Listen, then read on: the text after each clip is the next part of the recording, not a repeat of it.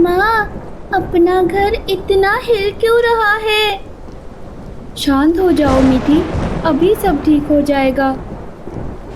नहीं रानो, अब कुछ ठीक नहीं होगा। हमें अब जल्दी से घर के बाहर जाना होगा। चलो मीठी, जल्दी चलो।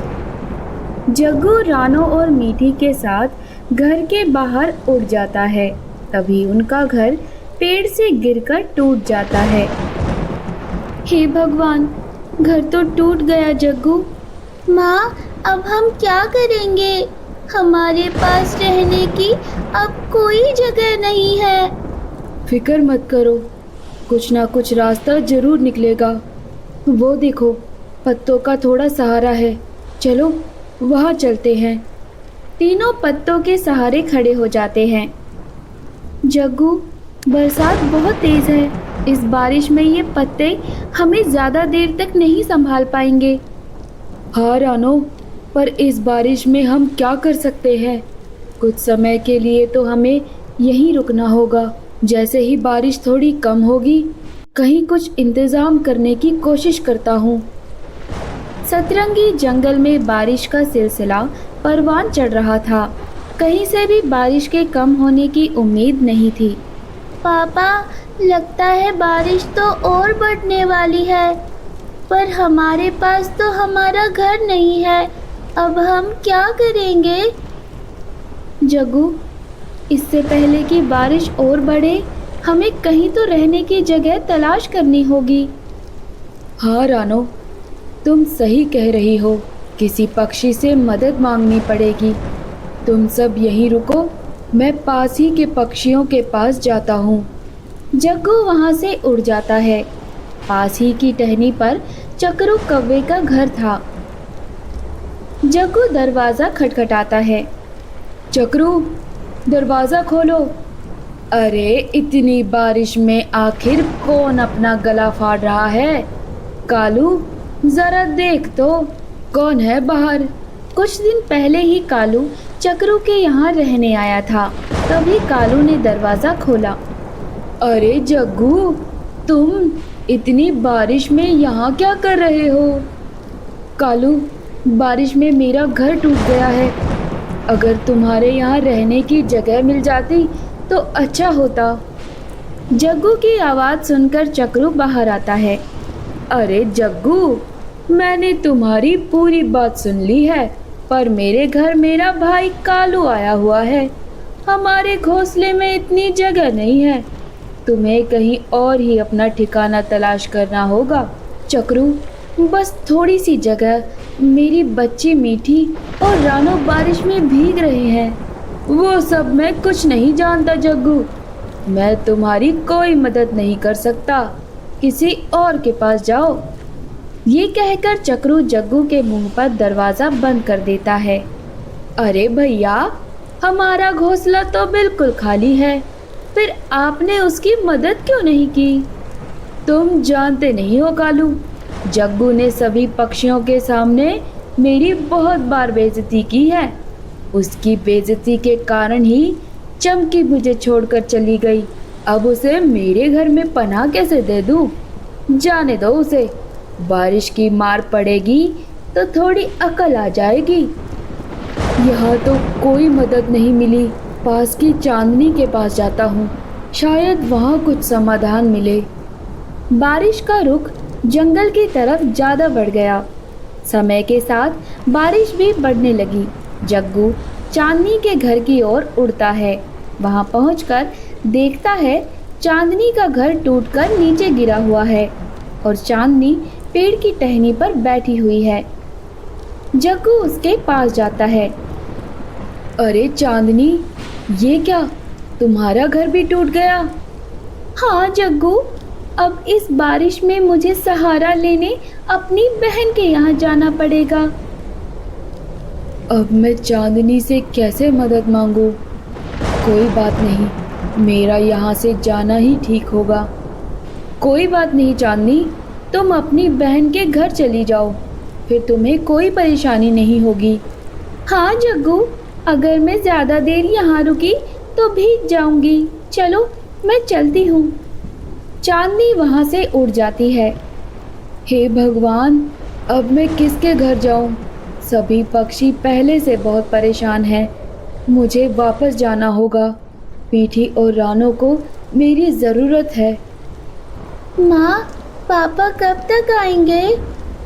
बस मीठी, तुम्हारे पापा आते ही होंगे।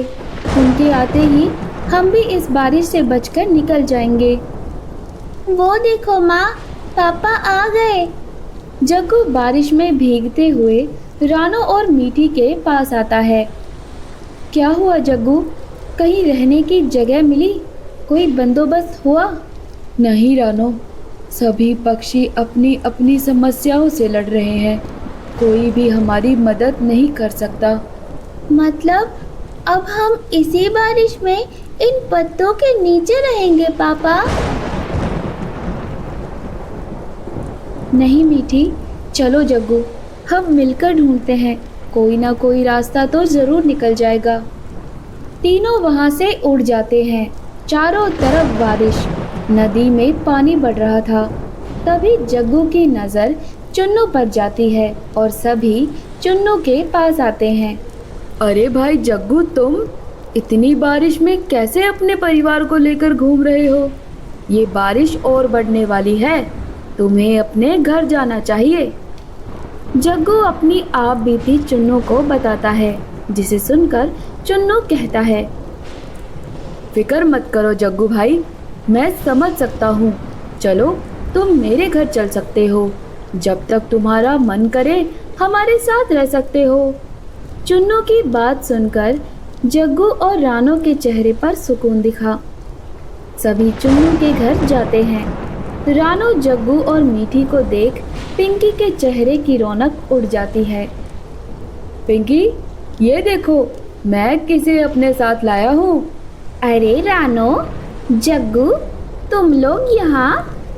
बारिश के कारण इनका घर टूट गया पिंकी, इसलिए इन लोगों को मैं यहाँ लेकर आ गया।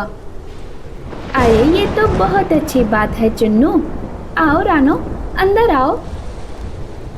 रात हो गई। बारिश का तेज और भी ज्यादा हो गया।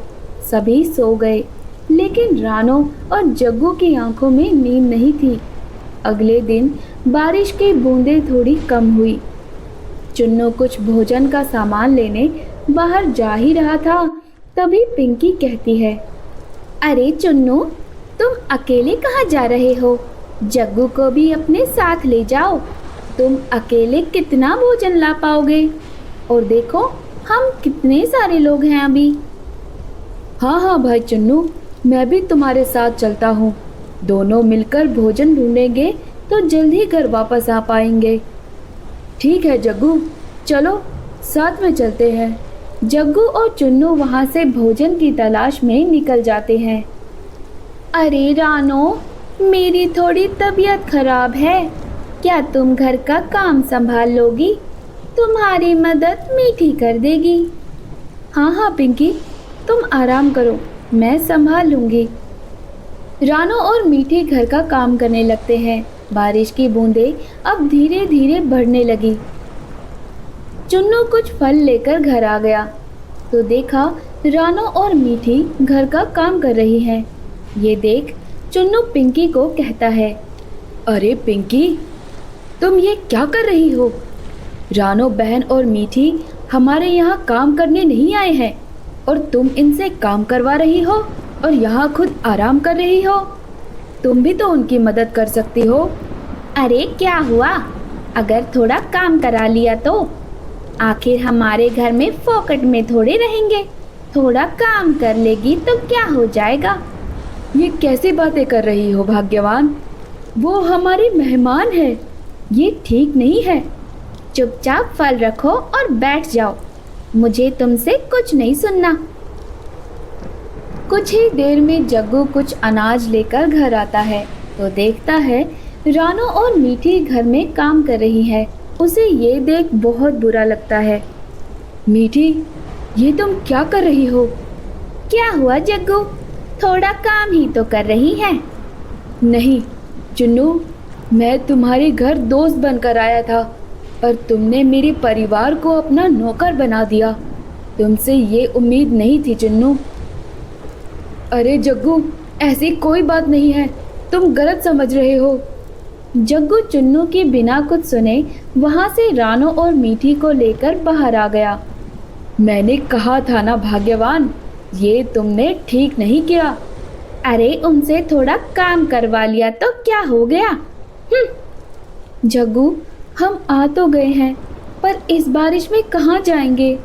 बड़ी मुश्किल से एक सहारा मिला था और अब वो भी नहीं रहा। पापा, बहुत ठंड लग रही है। फिक्र मत करो मीठी, पापा जल्दी तुम्हारे लिए कहीं रहने का इंतज़ाम कर लेंगे। रानो, अनाज ढूंढते समय मैंने एक जगह देखी थी जहाँ हम रह सकते हैं। चलो वहीं चलते हैं। तीनों उसी दिशा में उड़ जाते हैं। वहाँ पहुंचकर देखते हैं बहुत सारे बांस के पेड़ लगे हुए थे, जिन्हें देख रानो कहती है, जग्गू, यहाँ तो कोई भी रहने की जगह नहीं है। बस ये बांस के इतने बड़े बड़े पेड़ हैं, फिर हम यहाँ कहाँ रहेंगे। रानो, इस बारिश से बचने के लिए हमें इन बांस का सहारा लेना पड़ेगा। इस बारिश से बचने के लिए इन्हीं बांस का इस्तेमाल करके घर बनाना होगा। चलो हम एक एक करके बांस निकालते हैं। जग्गू जैसे ही बांस को तोड़ने की कोशिश करता है, बांस से आवाज आती है, नहीं जग्गू, मुझे मत तोड़ो। मेरी जड़ इस जमीन में बहुत गहराई से लगी है। अगर तुमने मुझे बाहर निकाल दिया तो मेरा जीवन यहीं समाप्त हो जाएगा। अरे ये पेड़ तो बोल रहा है। बांस के पेड़, इस बारिश से बचने के लिए मेरे परिवार को एक छत की ज़रूरत है। घर बनाने के लिए ही हम आपकी कुछ टहनियाँ ले रहे थे। जग्गू, तुम अपनी चिंता अब छोड़ दो। तुम एक जिम्मेदार पिता हो। मैं तुम्हें एक जादुई बांस का घर दे रही हूँ, जिसमें सभी सुख सुविधा होगी और बारिश या किसी भी मौसम का असर उस बांस के घर पर नहीं पड़ेगा। इसके पश्चात तुम अपने परिवार के साथ उस घर में सुरक्षित रह सकते हो। इतना कहते ही बांस के पेड़ ने एक जादुई बांस का घर तैयार कर दिया, जिसके अंदर बहुत सारे फल और ज़रूरत का सभी सामान रखा हुआ था। धन्यवाद जादुई पेड़, आपने इतनी बड़ी आपदा में मेरे परिवार को बचा लिया।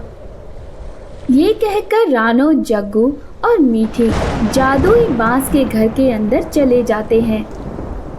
ये देखो पापा, यहाँ तो बहुत सारे फल और अनाज है। हाँ मीठी, इस जादुई बांस के घर में अब तुम्हें ठंड नहीं लगेगी। हाँ रानो, आखिरकार हम अपने घर में आ ही गए। अगर आपको हमारी कहानी अच्छी लगी तो हमें कमेंट करके ज़रूर बताएं। आपका हर कमेंट हमें नई वीडियो बनाने के लिए इंस्पायर करता है। जल्दी से वीडियो को लाइक, शेयर और सब्सक्राइब कर दीजिए। Thank you.